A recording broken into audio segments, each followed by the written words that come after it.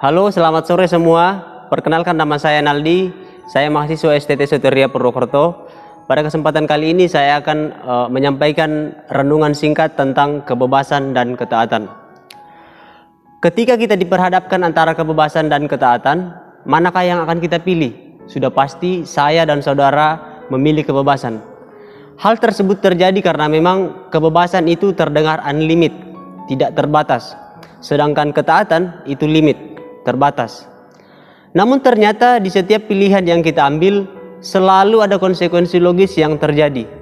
Jika hal tersebut tentang kebaikan, maka akan berakibat positif. Namun jika sebaliknya, maka akan berakibat negatif. Jadi dalam hal ini ada hukum sebab akibat yang bekerja.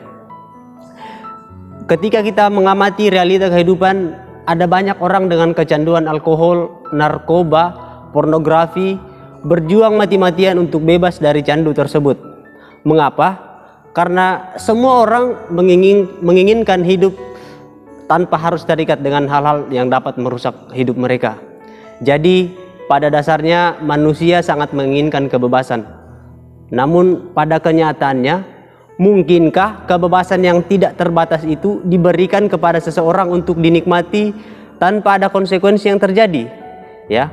Mari kita lihat contoh kebebasan yang terdapat di dalam Alkitab tentang kisah kejatuhan manusia pertama.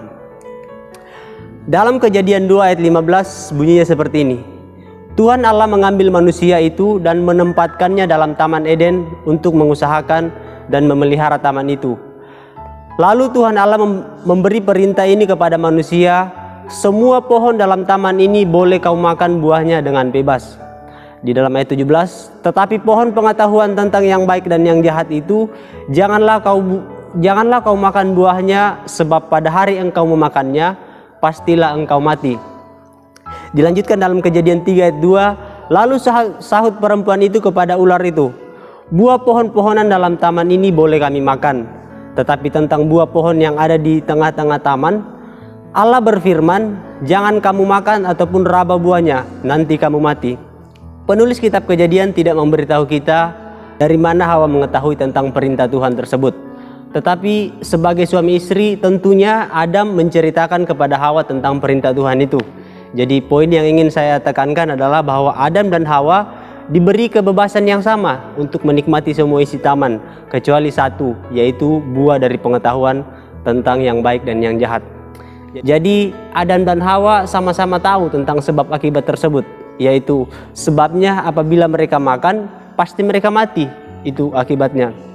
Tapi ternyata mereka memilih makan dan menanggung akibat dari perbuatan mereka sendiri. Dan pada akhirnya kebebasan yang Tuhan percayakan kepada Adam dan Hawa telah hilang dan mereka harus menanggung perbuatan mereka. Saudara-saudara, problemnya adalah apakah bisa manusia bebas tanpa harus taat? Atau apa bisa taat saja tanpa harus menikmati kebebasan yang ada? Nah, seorang teolog Jerman Dietrich Bonhoeffer pernah mengatakan seperti ini.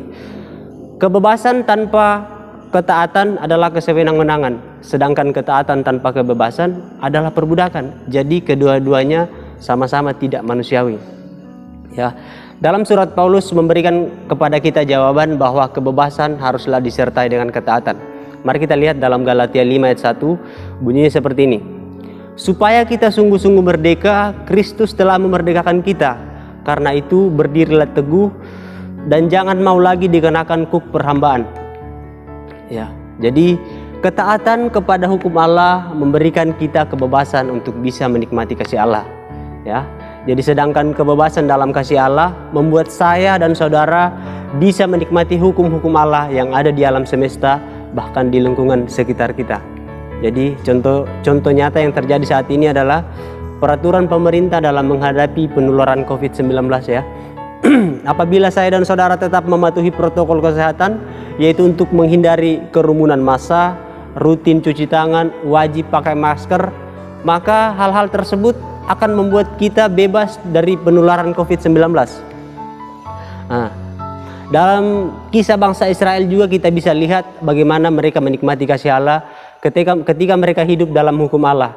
Bahkan ada saat-saat di mana Allah harus turun tangan ikut berperang dan memenangkan peperangan tersebut, ya. Namun jika mereka tidak hidup sesuai dengan hukum Allah, maka Allah menyerahkan mereka ke tangan musuh. Inilah yang dialami oleh bangsa Israel. Jadi ketaatan kepada hukum Allah membuat saya dan saudara bisa menikmati kasih Allah. Jadi resolusi yang mungkin bisa kita kerjakan adalah saudara-saudara bisa membayangkan jika tidak ada aturan dalam kehidupan bermasyarakat saat ini ya. Apakah kita bisa menikmati kebebasan untuk bekerja, kebebasan berkumpul bersama dengan keluarga, kebebasan untuk menikmati hidup sehat, bersosialisasi dan lain-lain. Apakah semua itu bisa kita nikmati jika kita tidak taat dengan hukum alam yang ada di sekitar kita? Jadi yang kedua, putuskan bagi diri Anda sendiri, apakah kita memilih untuk taat dan menikmati kebebasan yang ada, atau kita memilih untuk tidak taat dan mengabaikan semua hukum yang ada.